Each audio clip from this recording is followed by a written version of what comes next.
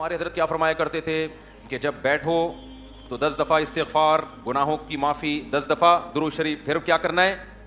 یہ بہت اہم اس میں سبق ہے، اس لیے میں یہ بتا رہا ہوں کہ کیا یہ ہمیں نصیحت کرتے تھے. پھر کیا کرنا ہے؟ یہ مراقبہ کرنا ہے کہ جب تک کسی باغیچے سے جھاڑیوں کو صاف نہ کیا جائے، پھول بوٹے اس میں پیدا نہیں ہوتے. تو جب تک دل میں دنیا کے جو گٹر اور دنیا کے محبت کے جو گٹر ابل رہے، اس کو گٹر ہی کہا کرو، دنیا مردار کی محبت کی کیا یہ گٹر ہیں. دنیا مردار کی محبت کے گٹر یہ جب تک بند نہیں ہوں گے، اللہ کی محبت کے چشمے نہیں پھوٹیں گے. ایک ہی سوراخ سے گٹر کا پانی بھی نکل رہا ہو اور چشمہ بھی نکل رہا ہو، کبھی دیکھا آپ نے؟ بولو نا کیا ہو گیا بھائی؟ جس سوراخ سے چشمے نکلتے ہیں ان سے گٹر کے پانی نہیں نکلتے، اور جن سوراخوں سے کراچی میں تو الحمدللہ یہ مثال سمجھانے کی ضرورت ہی نہیں ہے، ہر سوراخ سے گٹر کا پانی نکل رہا ہے. تو کبھی آپ نے دیکھا چشمے ابلتے ہوئے کراچی میں؟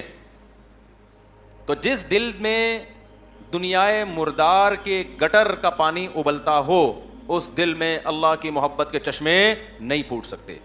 تو یہ حضرت فرماتے تھے یہ مثال سوچیں.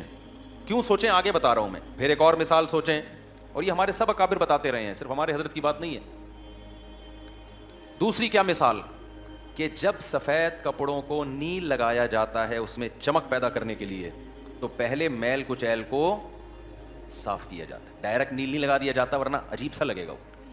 پہلے اس کا میل اتارا جاتا ہے، اس کے بعد اس میں برائٹنس پیدا کرنے کے لیے، اٹریکشن پیدا کرنے کے لیے، اس گند اور میل کچیل کو دور کرنے کے بعد پھر اس کو نیل کے پانی میں ڈبویا جاتا ہے. پھر کیسا اجلا اجلا اور چمکتا ہوا نظر آتا ہے وہ. تو جب تک دل میں اللہ کے غیر کی محبت کا گند صاف نہیں ہوگا، اللہ کی محبت کے نیل سے دل چمکدار نہیں ہوگا. یہاں تک کھوپڑی شریف میں بات آ گئی ہوگی میرا خیال ہے. پھر حضرت فرماتے تھے پھر اس کے بعد کیا کرنا ہے؟ ابھی تو یہ سوچنا ہے نا، سوچنے کے بعد کیا کرنا ہے؟ پھر اس کے بعد قبلہ رخ بیٹھ کے لا الہ الا اللہ کی ضرب لگانی ہے.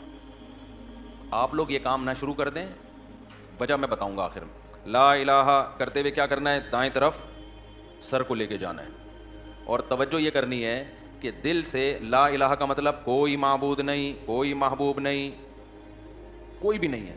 دل سے کیا کرنا ہے؟ سب کو نکال کے باہر الا اللہ. پھر واپس گردن کو لانا ہے اور دل پہ چوٹ مارنی ہے. کس کی؟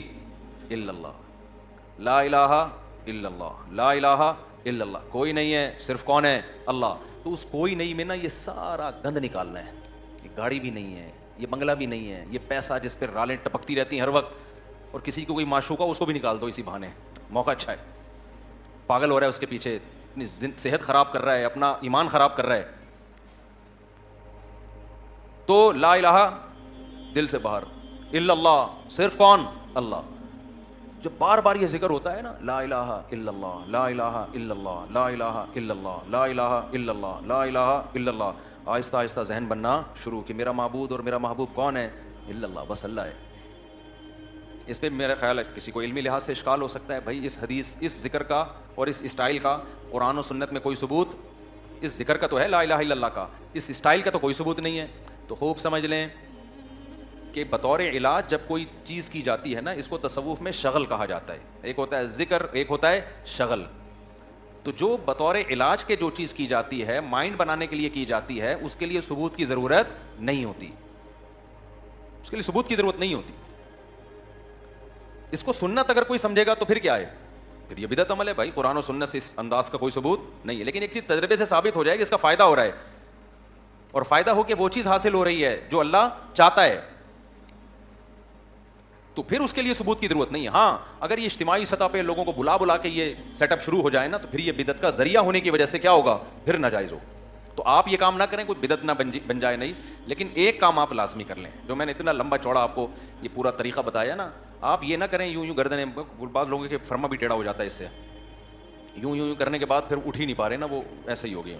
تو یہ کام نہ کریں، بدعت کا کوئی ذریعہ نہ بن جائے. جب تک کسی شیخ سے باقاعدہ اصلاحی تعلق نہ ہو اور اس کی ہدایات اور رہنمائی نہ ہو، خود سے یہ کام نہ کریں. ایسی چیزوں سے بدعتیں پھر پھیلتی ہیں سوسائٹی میں.